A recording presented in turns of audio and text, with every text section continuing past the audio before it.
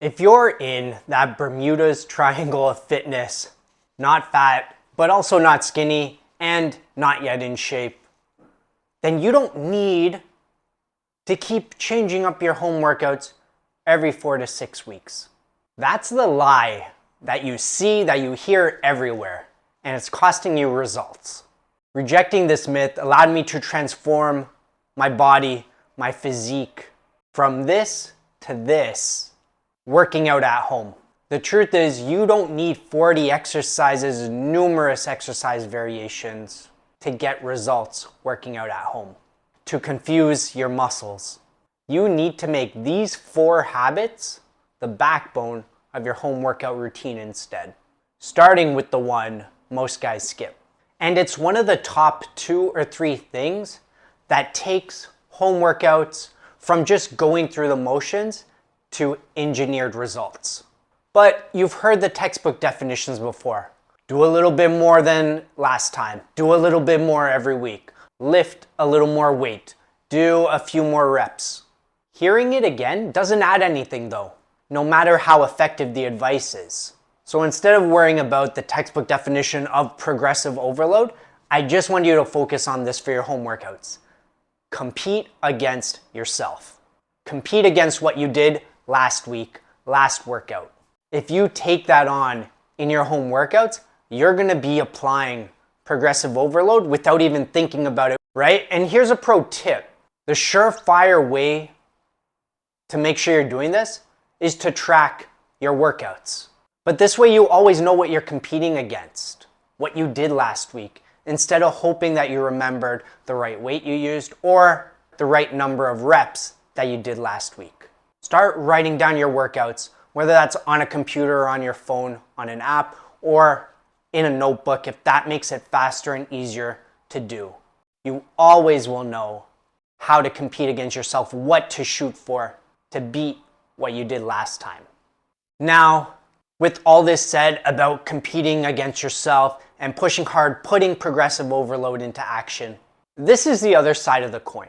Because most guys who are skinny fat, they can get serious and they can grind indefinitely without backing off. And this is just as big of a problem as not applying progressive overload. No pain, no gain isn't a recipe for fitness success. It's a recipe for getting injured. Simply because your body's recovery slows down around the age of 40. So we have to take that into consideration. Here's the right way to balance pushing hard, applying progressive overload, competing against yourself with respecting your body's recovery now that you're 40 or over. You just gotta balance all that pushing hard with taking a break. And I don't mean just take a break when you feel your body needs it. The new habit is to plan that break ahead of time. It's called a deload or a deload week, a week of minimal workouts.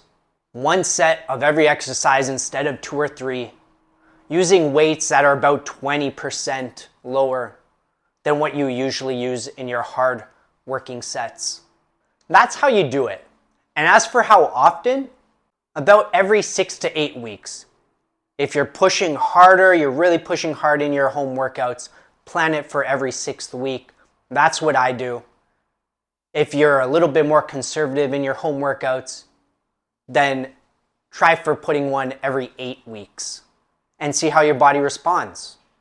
If your body feels great at that pacing, keep with it. It's clearly working for you.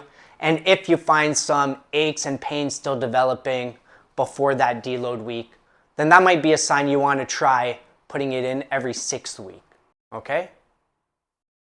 But making that change, planning those deload week of workouts, can give your body that little bit of extra recovery while you're pushing hard for results so you can drop body fat and gain muscle, so you can transform your physique from skinny fat to in shape, lean, and strong.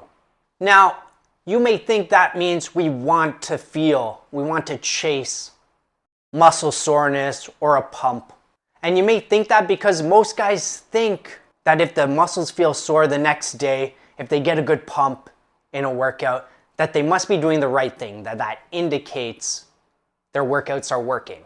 And the honest truth is that it doesn't actually mean that. It just means that if your muscles are sore the day after a workout, that you just hit them a little harder or in a little different way than you've done recently.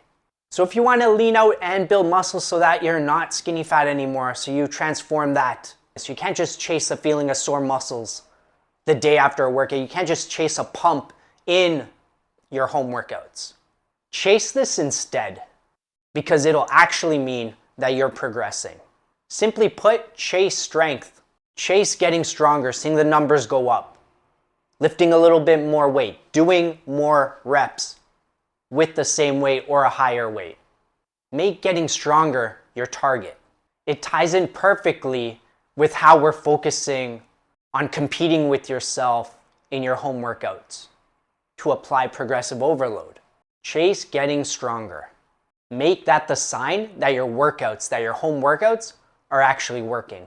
And as a side note, if you go bowling and if you have kids, you'll know this. They put up those little guardrails on the side of the lane, right? So the balls don't go into the gutter. We also want to have guide rails with this, with chasing getting stronger, because we can get into the situation where you do end up feeling more sore with your joints. You can feel joint soreness more frequently. So the guardrail here is your exercise technique. Bad technique can turn this strategy of making sure you're focusing on getting stronger into a bad strategy. You want to focus on good exercise technique. Don't sacrifice it. These are all common signs of poor exercise technique, or kind of bad exercise habits that can creep up or creep in as you focus on getting stronger. You could start lowering the weights more quickly to kind of use more momentum, which will help you lift the weights up. You could shorten the range of motion, which usually looks like lowering the weight a little bit less before you start pressing it up. And then the obvious one is also if you feel you have to change your technique to really cheat the weight up, especially for more than the last rep. That might happen when you're pushing hard. For the very last rep in a set, cool, it happens sometimes. But if you find you're doing that, you're trying to use momentum, you're switching up the technique, kind of compensating with other parts of your body to gain leverage for more than a few reps, then cut that out. It's just not worth it. And it's not the proper way to chase strength, at least if you don't want your joints to get sore in the process. Okay, and we're already on the fourth habit. And this is one of the biggest lies you'll hear as it relates to working out and fitness, is your muscles don't need to be confused to grow. Muscle confusion sounds good or sounds like a good idea, but then you're just spending more time thinking of new exercise variations so you can constantly switch things up. And sure, those workouts might feel a bit more fun because you're not repeating things quite as much, but you're not going to be pushing as hard and applying progressive overload as consistently. So it's not actually going to be driving results as well as they could be. If you really want results, if you really want to change your physique to be leaner and stronger with more muscle, then quit the muscle confusion BS. Don't listen to it.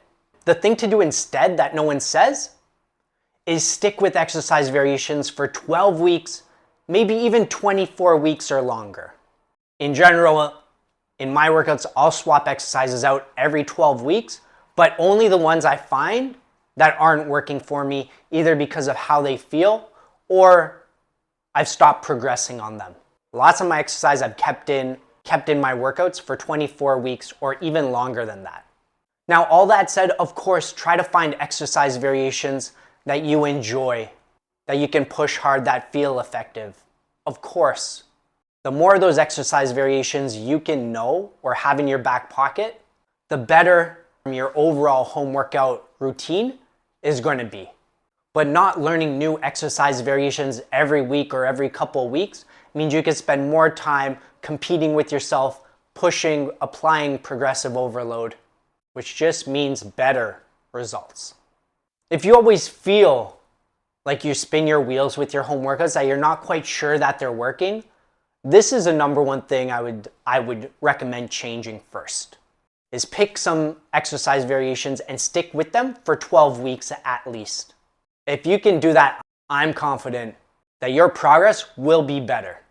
Look, building real muscle, transforming your physique from being skinny fat, and finally escaping that Bermuda's triangle of fitness at 40 isn't about finding a magical new dumbbell exercise every single month. It's about sticking to these 4 foundational habits and executing them ruthlessly. But here's another tip. Use habit number 3 from this video about chasing strength and getting stronger. Once you know your home workouts aren't leaving you open to specific weaknesses or muscle imbalances that you're unaware of. I recently shot a video breaking down the exact dumbbell-only fitness test for men that you could do at home. It's an assessment that will tell you exactly where your strength and fitness stands and precisely where your weak links are. So you know everything you should address in your home workout routine. Click here to watch that video next. Find out how you stack up, and I'll see you there.